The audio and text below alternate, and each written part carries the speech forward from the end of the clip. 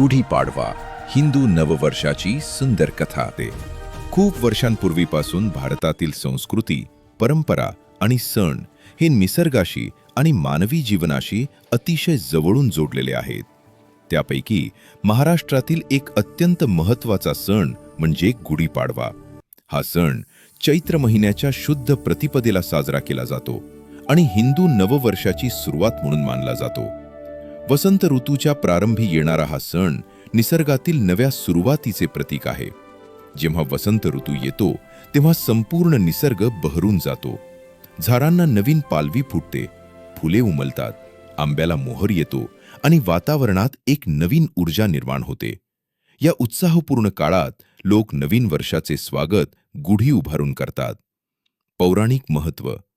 पौराणिक कथेनुसार या दिवशी ब्रह्मदेवांनी सृष्टीची निर्मिती सुरू केली.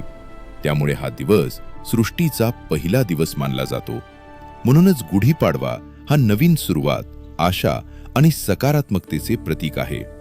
रामायणामध्येही या सणाशी संबंधित एक सुंदर प्रसंग सांगितला जातो. प्रभू रामांनी रावणाचा पराभव करून 14 वर्षांच्या वनवासानंतर अयोध्येला परतले.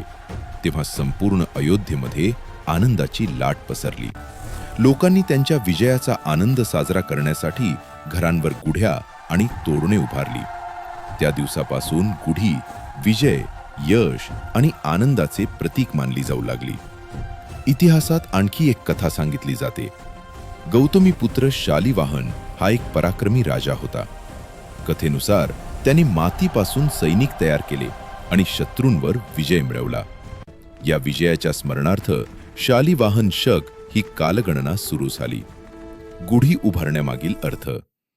गुढी उभारण्याची परंपरा अत्यंत प्राचीन आहे.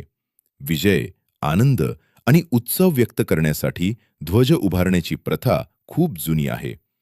गुढी उभारण्यासाठी वापरले जाणारे साहित्य साधे पण पवित्र असते. उंच बांबूची काठी, रेशमी वस्त्र किंवा साडी, आंब्याची पाने, कडुलिंबाची पाने, साखरेच्या गाठींची माळ आणि सर्वात वर उलटा ठेवलेला तांब्याचा किंवा चांदीचा कलश. हा कलश समृद्धी, यश आणि ओसंडून वाहणाऱ्या आनंदाचे प्रतीक मानला जातो. आंब्याची पाने वाढ, समृद्धी आणि नवजीवनाचे प्रतीक आहेत. कडुलिंब आयुर्वेदात महत्त्वाचा मानला जातो. गुढीपाडव्याच्या दिवशी कडुलिंब आणि गूळ खाण्याची परंपरा आहे. यातून जीवनातील गोड आणि कडू अनुभव स्वीकारण्याचा सुंदर संदेश दिला जातो. सण साजरा करण्याची पद्धत. या दिवशी लोक पहाटे लवकर उठतात, अभ्यंग स्नान करतात, नवीन कपडे घालतात, घराची स्वच्छता करून सुंदर रांगोळी काढली जाते. दाराला आंब्याच्या पानांचे तोरण लावले जाते. त्यानंतर घरासमोर गुढी उभारून तिची पूजा केली जाते. या दिवशी पंचांगातील वर्षफल वाचन करण्याची परंपरा आहे. पूर्वी शेतीप्रधान भारतात वर्षभरातील हवामान, पाऊस आणि शेतीच्या कामांचा अंदाज घेण्यासाठी पंचांग ऐकले जात असे. गुढीपाडवा हा शेतकऱ्यांसाठी विशेष महत्त्वाचा दिवस आहे, कारण याच दिवशी नवीन कृषी चक्राची सुरुवात मानली जाते. पूर्वी या दिवशी दान करण्याचीही परंपरा होती. थंड पाण्याचे कुंभदान, पणहे किंवा सरबतदान, छत्रदान, पादुकादान.